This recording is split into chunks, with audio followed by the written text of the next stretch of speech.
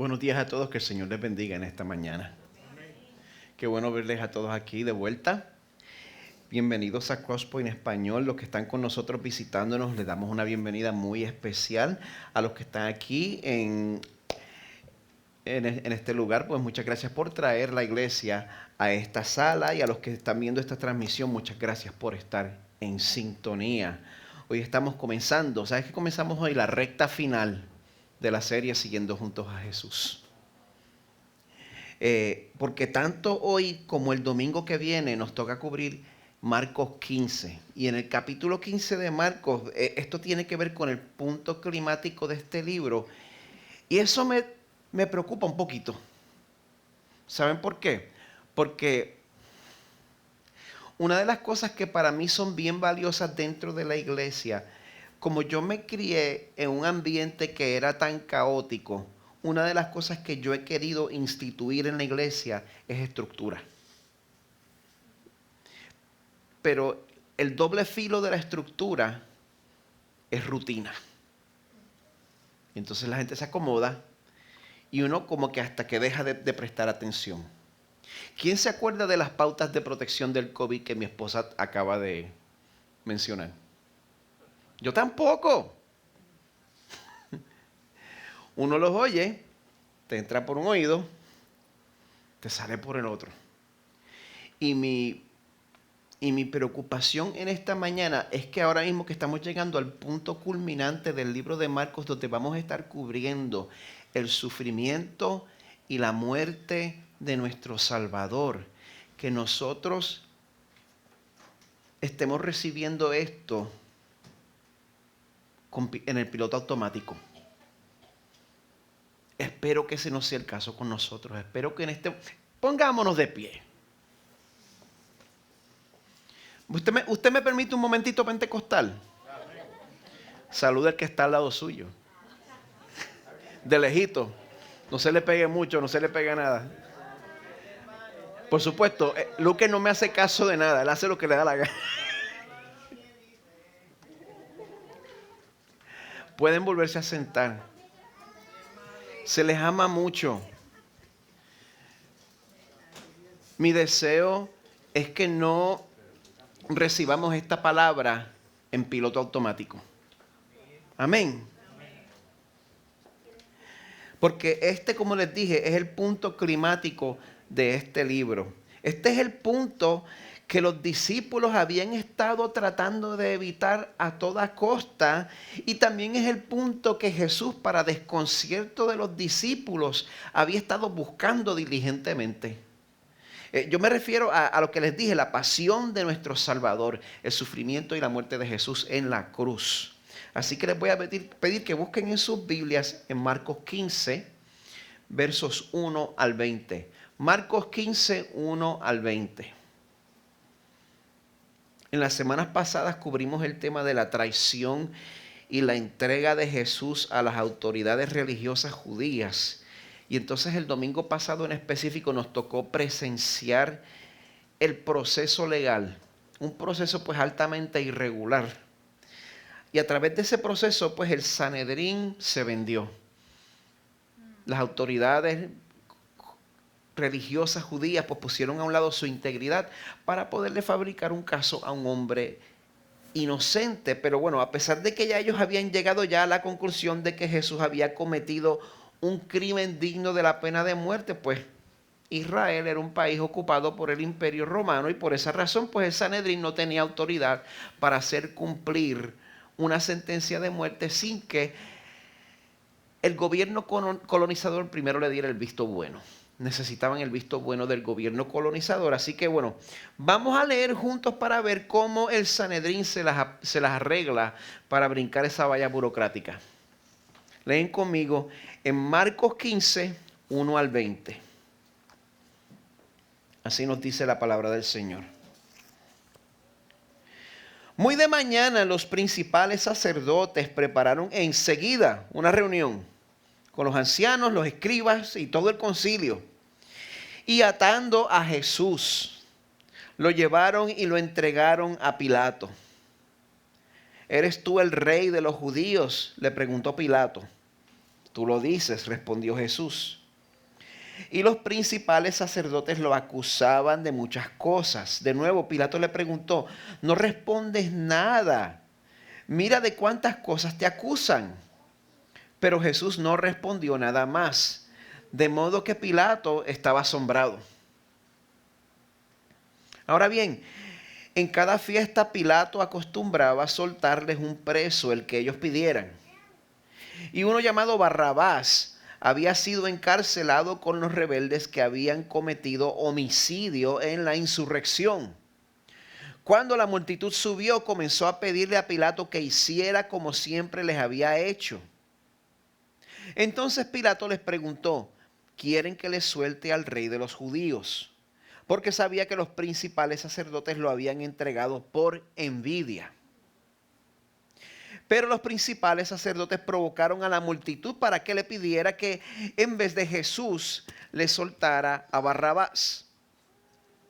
Pilato les preguntó, ¿qué hará entonces con el que ustedes llaman el rey de los judíos?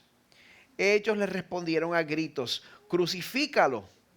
Y Pilato les decía, ¿por qué? ¿Qué mal ha hecho? Y ellos gritaban aún más, crucifícalo. Pilato, queriendo complacer a la multitud, les soltó a Barrabás y después de hacer azotar a Jesús, lo entregó para que fuera crucificado. Entonces los soldados llevaron a Jesús dentro del palacio, es decir, al pretorio, y convocaron a toda la tropa romana. Lo vistieron de púrpura y después de tejer una corona de espinas se la pusieron y comenzaron a gritar, «Salve, Rey de los judíos». Le golpeaban la cabeza con una caña y le escupían y poniéndose de rodillas le hacían reverencias. Después de haberse burlado de Jesús, le quitaron el manto de púrpura, le pusieron sus ropas y lo sacaron para que fuera crucificado. La palabra de Dios nos acaba de hacer testigos del punto más bajo en la historia de la humanidad. El día en que Jesús fue falsamente acusado, condenado y el comienzo de su tortura y asesinato. Por eso, Padre que estás en los cielos, yo pido que en esta mañana tú hagas el milagro de enternecer todos nuestros corazones y de ponernos en alerta, ponernos en un estado de alerta para recibir tu palabra. Porque, Señor, nosotros que estamos en este mundo tenemos un sentido de moralidad que está tan deformado. Y también interactuamos tanto con este material que nosotros olvidamos cuán espantoso, cuán horrible y cuán injusto fue que tu Hijo fuera sometido a este sufrimiento. Se nos olvida, Señor. Te pido que tu Espíritu abra nuestros ojos y que ponga a un lado nuestras defensas para que esta palabra nos afecte, para que esta palabra nos amoneste y para que esta palabra señale el camino que necesitamos seguir. Pedimos esto en el nombre poderoso de Jesús. Amén. La historia nos enseña el ejemplo triste de líderes legendarios que movilizaron a sus seguidores inspirándolos. Pero su futuro prometedor sería cegado prematuramente por enemigos que recurrieron a la violencia. También tenemos el ejemplo de otros líderes de una naturaleza más infame. Los que están entraditos en años como yo, pues saben quién es Jim Jones, el responsable de la masacre de Guyana en el 1978. Un arquitecto de un suicidio en masa. Unas 900 personas. Y también David Koresh, responsable por el asedio en Waco, Texas en el 1993 que resultó en las muertes de los seguidores de su secta. Wow. Y en el caso de esos últimos dos, bueno, para bien del mundo, de una manera o de otra, ellos cosecharon el fruto de la violencia que habían sembrado y les llegó el fin violento que les esperaba. Ahora, a pesar de las diferencias que tenían entre ellos, lo que esos 5 líderes tienen en común es que todo el carisma que tenían no pudo protegerlos de llegar a un final violento y prematuro. Les quiero hacer una pregunta. ¿Cree usted que Jesús debería estar en este grupo? Yo pregunto eso porque cuando uno considera el caso de Jesús, por lo menos en la superficie, pues él parece reunir cada uno de los requisitos. Líder carismático, una seguida numerosa y un final prematuro y violento.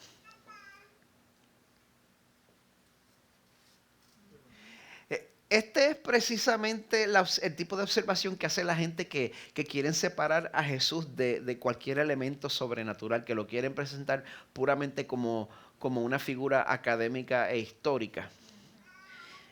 Pero el problema de eso es que cuando nosotros vemos los 4 evangelios, vemos consistentemente que si hay algo que separa a Jesús de este grupo en una manera indiscutible, es que ninguno de los líderes que mencioné al principio, ninguno de ellos tenía el objetivo de convertirse en mártir. Yo estoy seguro que cada uno de ellos hubiera preferido poder luchar, aunque sea un poquito más, por su causa, antes de tenerse que morir. En contraste, Jesús no solo no estaba evitando su ejecución, él parecía estarla buscando. Las cosas que decía, las decisiones que tomaba. Y por esa razón, una y otra vez, los discípulos no podían comprender qué era lo que Jesús estaba tratando de lograr. ¿Por qué él hacía lo que hacía? ¿Por qué decía lo que decía? ¿Por qué alguien con tanto carisma? ¿Por qué alguien con tanto poder muestra cero interés en arrebatarle el poder a los romanos? La actitud de Jesús era inexplicable. Pero cuando la actitud de alguien nos tiene rascándonos la cabeza, es porque esa persona se trae algo entre manos que nosotros no sabemos. Y mi esperanza es que el pasaje de hoy, pues con la ayuda de también los pasajes paralelos en otros evangelios, pues que eso sirva para aclarar que la misión de Jesús desde el principio fue la que declaró su primo, Juan el Bautista. Cuando lo vio y dijo: he aquí el Cordero de Dios que quita el pecado del mundo. Y para que esa misión se cumpliera, pues un sacrificio tendría que tomar lugar. Como dice Hebreos 9:22, sin derramamiento de sangre no hay remisión de pecados, no hay perdón. Por lo tanto, pues sería necesario que Jesús se sometiera a distintos tipos de sufrimientos. Pues el pasaje de hoy nos muestra primero que nada que Jesús, se los he dicho antes, Jesús no era una víctima indefensa a través del suplicio que él pasó. De hecho, en cada etapa de su pasión y en cada etapa de su muerte, gente, no hay duda de que Jesús sufrió voluntariamente. Se los quiero mostrar en esta sección comenzando con el verso 1. Dice: muy de mañana los principales sacerdotes prepararon enseguida, siempre enseguida, ese es el estilo de Marcos, él no pierde mucho tiempo en los detalles. Enseguida una reunión con los ancianos, los escribas y todo el concilio, y atando a Jesús lo llevaron, atando al creador del universo. Me imagino, está bien, dale. Lo llevaron y lo entregaron a Pilato. Hace casi 2 años nosotros tuvimos una miniserie basada en el credo de los apóstoles. Yo no sé quiénes de ustedes se acuerdan de esa miniserie. Ese credo menciona al Dios Trino, Dios Padre, Dios Hijo, Dios Espíritu Santo, y ese credo también menciona a 2 personas. Menciona a María, la madre de Jesús, y menciona a otra persona más. A Poncio Pilato. ¿Por qué sería que un credo que define el cristianismo, entre todas las personas que podría haber mencionado, menciona a un gobernador mediocre?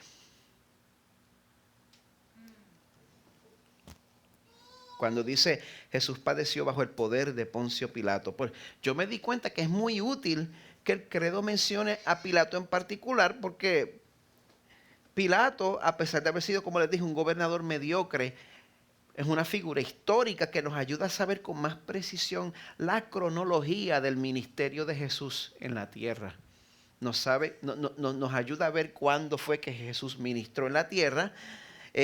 A Pilato se le conocía por ser un gobernador cruel que despreciaba a los judíos y le gustaba antagonizarlos.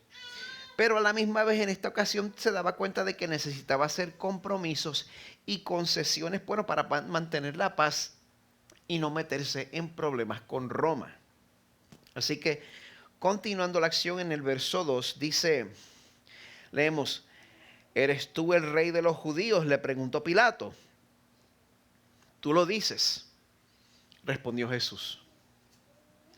Esta respuesta enigmática de Jesús, medio críptica, al parecer como que ni afirma ni niega las acusaciones de sus enemigos o el que Jesús sea rey de los judíos.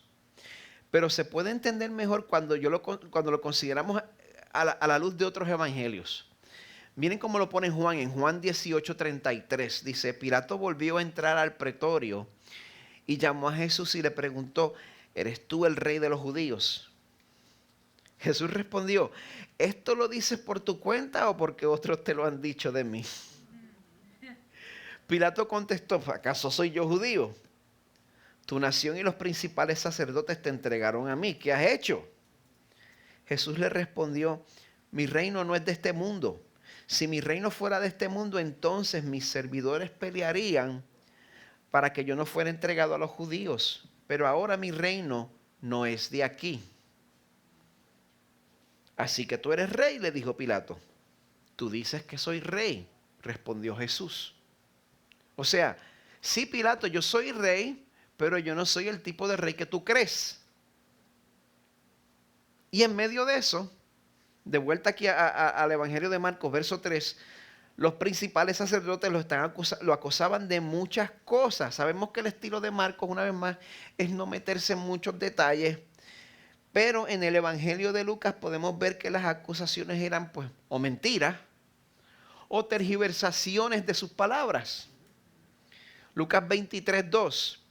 Hemos hallado que éste pervierte a nuestra nación, prohibiendo pagar impuesto a César y diciendo que él mismo es Cristo, un rey. Pues ante todas estas acusaciones, Pilato le pregunta a Jesús en el verso 4, no respondes nada. Mira de cuántas cosas te acusan. Pero Jesús no respondió nada más. De modo que Pilato estaba asombrado. Es interesante que Marcos ponga Jesús no respondió nada más, porque en el Evangelio de Marcos específicamente Jesús no dice más nada hasta que está en la cruz. En este punto en adelante Jesús ya dijo todo lo que iba a decir a través de su juicio. Y aparte de eso, yo estoy seguro que este asombro que tenía Pilato se debía a que al frente de él se encontraba alguien que nunca había conocido en su vida. Estaba viendo por primera vez en su vida un hombre único, un hombre de integridad, un hombre que no cambiaba de palabra cuando le convenía, un hombre que estaba comprometido con su misión. Jesús había compartido esa misión con sus discípulos, que en este punto de la historia, pues, a saber dónde estaban, brillaban por su ausencia. Pero en Marcos 10:33 Jesús les había dicho, ahora subimos a Jerusalén. ¿Ustedes recuerdan esa parte en que iban de camino a Jerusalén y Jesús iba delante de ellos? Ahora subimos a Jerusalén y el Hijo del Hombre, refiriéndose a sí mismo, será entregado a los principales sacerdotes y a los escribas y lo condenarán a muerte y lo entregarán a los gentiles. ¿En manos de quién estaba Jesús? De Pilato, los romanos, los gentiles. Es importante que se den cuenta, porque la frase entregar a los gentiles, recuerden, ese era el lenguaje que se usaba en el Yom Kippur. en el Día Nacional de la Expiación del pueblo judío, cuando el chivo expiatorio era desterrado del campamento. Y de esa manera Jesús iba a ser juzgado injustamente fuera de su pueblo. Y aquí vemos a Jesús permitiendo que lo entregaran a los gentiles, porque él se veía a sí mismo como la expiación sustituta de su pueblo. Esa es su misión. En todo momento él está completamente en control y Pilato no tiene más remedio que quedarse bobo. En las palabras del comentarista Daniel Aiken, los hombres pecadores solo pueden mirar con asombro. Jesús no se defiende ni una palabra. Él se encargará de ir a la cruz. Y en el proceso pues vemos una vez más a Jesús comprometido con cumplir la profecía de Isaías 53 que mencionamos el domingo pasado. Fue oprimido y afligido, pero no abrió su boca. Como cordero que es llevado al matadero y como oveja que ante sus trasquiladores permanece muda, él no abrió su boca. Qué lindo toda esta teología y toda esta profecía. Pero Pastor Miguel, ¿qué impacto tiene esto para mí? ¿Cómo afecta esto mi vida? Gracias por preguntar. Si tú eres parte de los que se han refugiado detrás de Jesús, detrás de la roca eterna para salvación, ¿quiénes son parte de ese grupo? El que se ha refugiado detrás de Jesús para salvación. Dios quiere que sepas y que recuerdes que el sufrimiento de Jesús, aunque fue real y aunque fue desgarrador, también fue absolutamente voluntario. Lo que escribió el profeta Isaías cientos de años antes de que Jesús naciera, pues es un perfecto ejemplo de la actitud del corazón de Jesús. El Señor Dios, estoy leyendo de Isaías 50, el Señor Dios me ha abierto el oído y no fui desobediente, ni me volví atrás. Ofrecí mi espalda a los que me herían, mis mejillas a los que me arrancaban la barba. No escondí mis rostros de injurias y salivazos. El Señor Dios me ayuda, por eso no soy humillado. Por eso he puesto mi rostro como pedernal y sé que no seré avergonzado. Dios es fiel. Dios promete hacer algo. Él es fiel. Confía en Él. A través de lo que puedas estar pasando. Confía en Él, confía en Jesús, el que sabiendo lo que le tocaba sufrir nunca se volvió atrás y puso su rostro como pedernal. Confía el que no escondió su rostro de ser ni abofeteado ni escupido para obtener tu salvación. Confía en Él. Confía en el que sufrió no solo voluntariamente, sino que también sufrió vicariamente. ¿Quién sabe lo que quiere decir esa palabra, vicariamente? Eso significa sufrir en lugar de alguien. Una palabra de esas de domingo. Sufrir vicariamente es sufrir en lugar de otra persona, como vamos a ver en el caso del infame Barrabás. Como sabemos, pues Pilato estaba atrapado en una situación de la cual él se quería zafar. En verdad, cuando Jesús le dijo que su reino no era de este mundo, al parecer Pilato entendió. Pilato se dio cuenta que los cargos de parte de los sacerdotes eran falsos. Y en el verso 6, pues al parecer él se estaba presentando una oportunidad para que él no tuviera que condenar a una persona inocente. Dice, en cada fiesta Pilato acostumbraba a soltarles un preso, el que ellos pidieran. Pues para alguien como Pilato, alguien cuya relación con los judíos era precaria y no podía meterse en más problemas con Roma, pues era importante aprovecharse de cualquier gesto de buena voluntad para no perder el poquito favor que tenía del pueblo. Dicen los versos 7 y 8. Uno llamando Barrabás había sido encarcelado con los rebeldes que habían cometido homicidio en la insurrección. O sea, en una rebelión que había sucedido, pues Barrabás había sido parte de esa rebelión y habían matado gente, lo habían, lo habían arrestado, pues y él estaba esperando por su ejecución.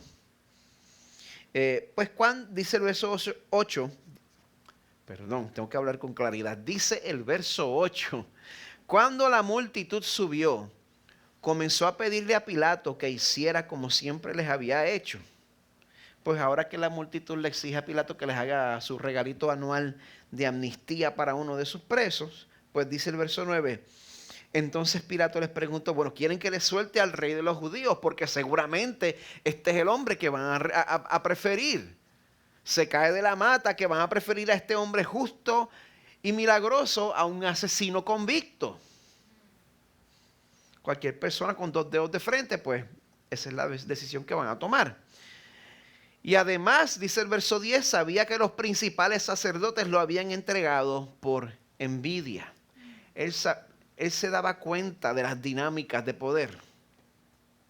Pero bueno, el giro inesperado llega en el verso 11, cuando aparentemente los sacerdotes anticiparon lo que Pilato iba a hacer. Y por eso dice que provocaron a la multitud, para que le pidiera que en vez de Jesús les soltara Barrabás. Pilato les preguntó qué haré entonces con el que ustedes llaman el rey de los judíos. Ellos le respondieron a gritos, crucifícalo. Y Pilato les decía, ¿por qué? ¿Qué mal ha hecho? Y ellos gritaban aún más, crucifícalo. Esta sección los deja a ustedes igual de perplejos que me deja a mí.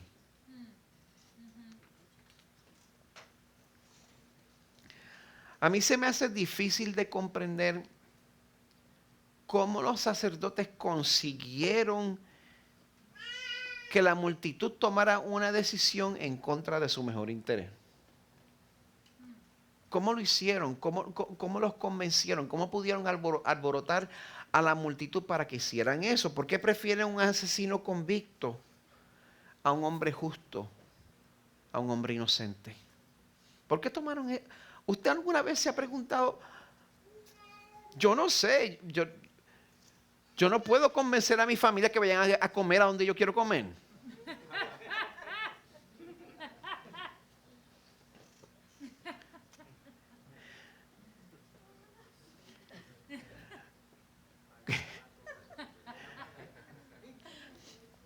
Por eso es que yo uso un manuscrito. ¿Cómo se las arreglan los sacerdotes para conseguir que la multitud tomara una decisión en contra de su mejor interés para que dejen ir a un asesino convicto? Yo creo que esto se debe a lo que teólogos tales como R.C. Sproul llaman el trauma de la santidad. Yo creo que esa es la razón. Porque si usted recuerda en secciones anteriores de este evangelio, cada vez que Jesús manifiesta su perfección, cada vez que Jesús manifiesta su autoridad, cada vez que Jesús manifiesta su divinidad, por ejemplo, cuando echó fuera la legión de demonios de aquel hombre y los mandó a los cerdos que se despeñaron, esa parte, el pueblo respondió alegrándose por lo que Jesús hizo. No, el pueblo respondió con temor y queriendo que Jesús se fuera de en medio de ellos. Y si nosotros hubiéramos estado allí, hubiéramos reaccionado de la misma manera. ¿Sabe por qué? Porque cuando usted y yo que somos pecadores, cuando usted y yo que somos imperfectos, estamos en la presencia de la perfección y la santidad personificada, pues por contraste, eso nos muestra el pecado y la corrupción que hay en nuestros corazones. Eso es lo primero que nosotros sentimos en presencia de la perfección. Por eso siempre preferimos la compañía de alguien que se parece a nosotros. Por eso preferimos que suelten a Barrabás. ¿Quiénes saben el nombre completo de Barrabás? Barrabás no es el nombre completo. Los nombres hebreos, Barrabás, pues eso viene de Baraba. Así como Bartimeo era hijo de Timeo. Bar, hijo. ¿Qué quiere decir Abba en hebreo? ¿Quién sabe? Padre. Así. ¿Usted sabe cuál era el nombre de pila de Barrabás? Jesús. Jesús Barrabás. El significado de su nombre en hebreo, Yeshua Bar Abba, Jesús hijo de padre. Mientras que el nombre de Jesús de Nazaret era Yeshua Bar Yosef, Jesús hijo de José.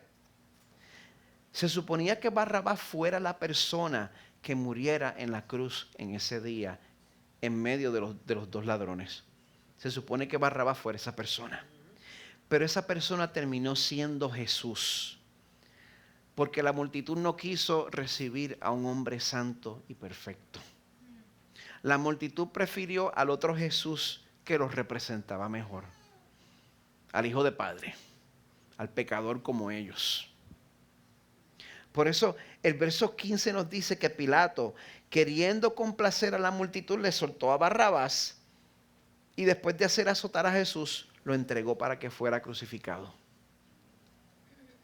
Pero bueno, a pesar de que las cosas no salieron como Pilato quería, los eventos estaban cayendo pues exactamente donde Jesús quería que cayeran. El teólogo escocés Sinclair Ferguson escribe lo siguiente, él dice, sin saberlo, los líderes religiosos, Pilato y Barrabás, eran todos partes de un tapiz de gracia que Dios estaba tejiendo para los pecadores. Toda esta gente que eran parte de este horrible disparate, eran parte de un tapiz de gracia que Dios estaba tejiendo para mi beneficio, para su beneficio. Gracias, Señor. Jesús no estaba muriendo por sus propios crímenes, sino por los crímenes de otros. No por sus propios pecados, sino por los pecados de otros. Él no murió por sí mismo, Él murió por nosotros. Gracias, Señor. Nosotros quisimos sustituir a Jesús por Barrabás, el que se parecía más a nosotros, pero en la mente de Jesús había otra sustitución más elevada. Él estaba tomando nuestro lugar en la cruz. Si nosotros hubiéramos sido parte de esa multitud, nosotros también hubiéramos clamado por la libertad de Yeshua Bar Abba. Hubiéramos condenado a muerte a Yeshua Bar Yosef, el cual sufrió, ¿sabe cómo? Físicamente y violentamente en nuestro lugar. Nosotros acabamos de leer que Pilato, antes de entregar a Jesús para ser crucificado y lavarse las manos de su sangre, como todos conocemos, él lo había mandado a azotar antes de entregarlo. Marcos va a las millas, pero es importante que nosotros nos demos cuenta que la tortura romana no estaba monitoreada por las Naciones Unidas. Es importante que nos demos cuenta que la tortura romana no era regida por la Convención de Ginebra, ni le leían los derechos de Miranda a los presos romanos. Era una tortura cruel que a menudo resultaba en la muerte prematura de la persona que sería crucificada. Y de hecho eran crueles porque de esa manera pues una crucifixión no se extendía demasiado. Esa era la manera en que hacían que la crucifixión durara menos. El teólogo y filósofo William Lane Craig, él describe el proceso de la flagelación. Él escribe, una flagelación romana era un castigo terrible. El delincuente era desnudado, atado a un poste o columna, o algunas veces simplemente arrojado al suelo. Perdón. Y varios guardias lo golpeaban hasta que su carne colgaba en tiras sangrantes. El instrumento indicado, el temido flagelo, consistía en correas de cuero trenzadas con varios trozos de hueso o plomo para formar una cadena. La ley romana no prescribía un número máximo de golpes. Eso era hasta que el que te estaba azotando se cansara. Y los hombres condenados a la flagelación con frecuencia se colapsaban y morían a causa de los azotes.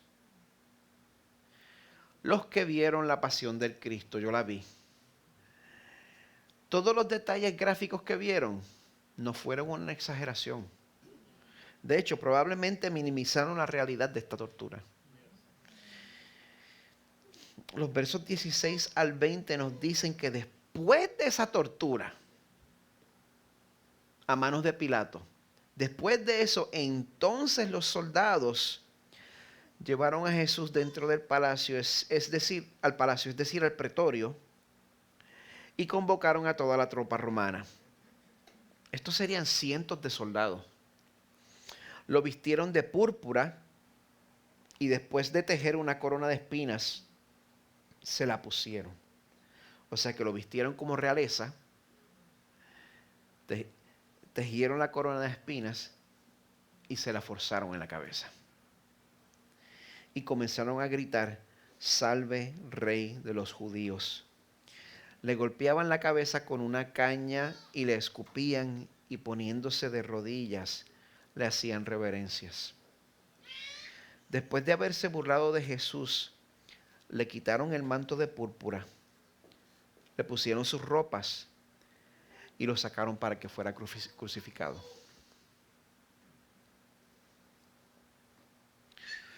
Completamente solo, completamente abandonado por sus discípulos, humillado, desnudo, así de la muerte. Nuestro Salvador en esas condiciones tuvo que aguantar una vez más el ridículo, la vergüenza y el dolor a manos de los pecadores que vino a salvar.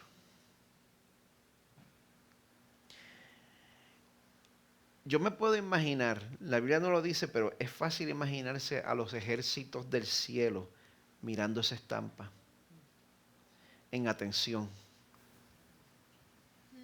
con la espada en la mano,